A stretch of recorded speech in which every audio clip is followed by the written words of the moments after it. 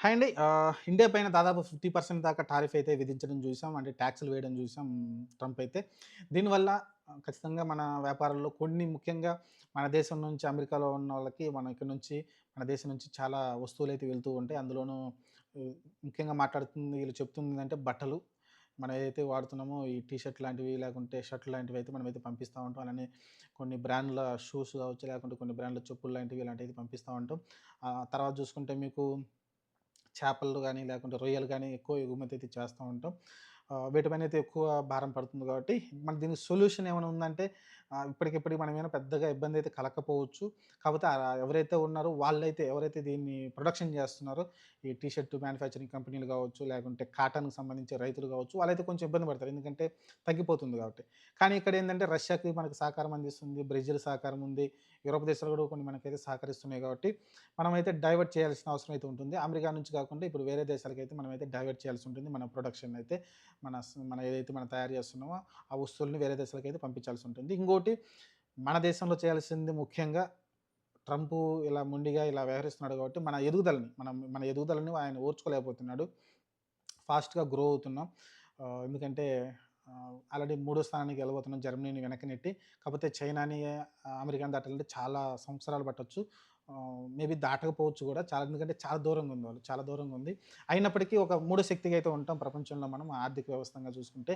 కానీ ఇప్పుడేంటంటే మనం చేయాల్సిన తక్షణ కర్తవ్యం ఏంటంటే స్వదేశీ వస్తువులు వాడడం మొదలెట్టాలండి. ఇదే మోడీ గారు కూడా చెప్తా ఉన్నారు. స్వదేశీ ఇప్పుడు మనం ఒక షాపింగ్ మాల్‌కెళ్ళాం. మేడ్ ఇన్ ఇండియా తీసుకోండి. అంతే ఏం లేదండి. మేడ్ ఇన్ ఇండియా తీసుకుంటే మన దేశంలో ఉన్న వాళ్ళు, మన దేశంలో ఉన్న మ్యానుఫ్యాక్చర్ కంపెనీలు వాళ్ళైతే కొంచెం ఊరటగా ఉంటుంది. వాళ్ళకి సేల్ అవుతుంది. అప్పుడు వేరే దేశాలపైన డిపెండ్ పడాల్సిన అవసరం మనకైతే ఉండదు. ఇది ఒక్కటే మనం చేయాల్సింది. Make in India, made in India అదేదైతే ఉంది గదా!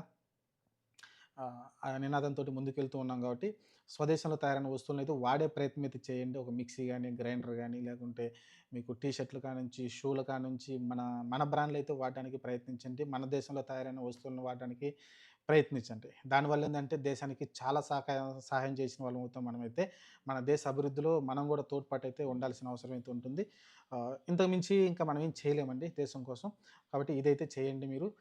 ట్రంపు ఇలాంటి తిక్క పనులు చేస్తూనే ఉంటాడు. ఎందుకంటే మన దేశం గనక ఎదుగుతూ ఉంటే రేపొద్దున వాడి మాట ఇనం. ఆల్రెడీ ఇప్పుడు రష్యా గాని, చైనా గాని వాడి మాట అయితే వినట్లేదు. అతిపెద్ద దేశాల్లో మరి అంటే శక్తివంతమైన దేశాల్లో. ఇప్పుడు మనం గూడా మనం ట్రంప్ మాట వినకుండా మనం ఎదిగామనుకోండి, వాడికి రేపొద్దున ఇబ్బందే గాబట్టి వాడైతే ఈ రకంగా అయితే మన మీదైతే టారిఫ్‌లయితే విధిస్తా ఉన్నాడు. రష్యా పైన గూడా చూసాం ఎన్ని ఆంక్షలు పెట్టాడు. వాడు డాలర్‌ని రొటేషన్ కాకుండా ఆపేసేయడం చూసాం. కాబట్టి ఇలాంటి ఆంక్షలు పెడుతూనే ఉంటాడు. చూద్దాం మరి. ప్రస్తుతానికైతే పుతిన్ గారు గూడా మన దేశానికి వస్తా అని జెప్తున్నారు. అలానే మన నరేంద్ర మోడీ గారు చైనా గూడా వెళ్తా అని జెప్తున్నారు.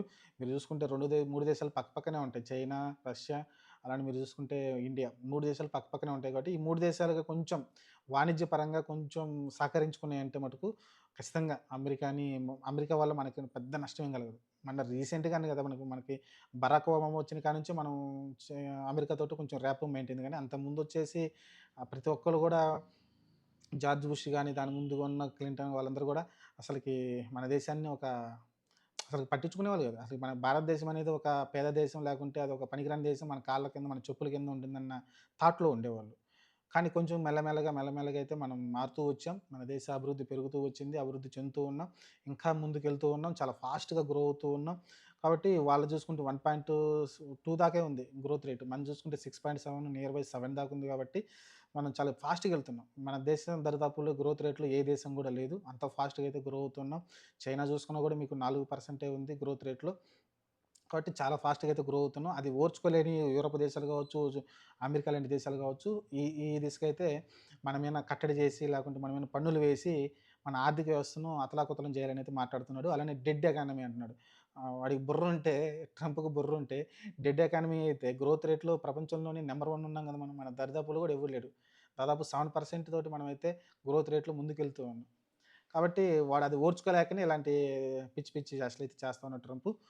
మనం చేయాల్సింది ఒక్కటే స్వదేశీ వస్తువులు వాడాలి. స్వదేశీ సంబంధించిన ఇప్పుడు ఏదైతే షర్ట్‌లు, ప్యాంట్లు ఉంటాయో అవన్నీ మనయి మేడ్ ఇన్ ఇండియాగా ఉంటే మనం మన దేశంలో ఉన్న వ్యాపారులకి చేయూతనిచ్చినట్టు ఉంటుంది. మన దేశ అభివృద్ధిలో మనం సహకారం అందించినట్టు ఉంటుంది.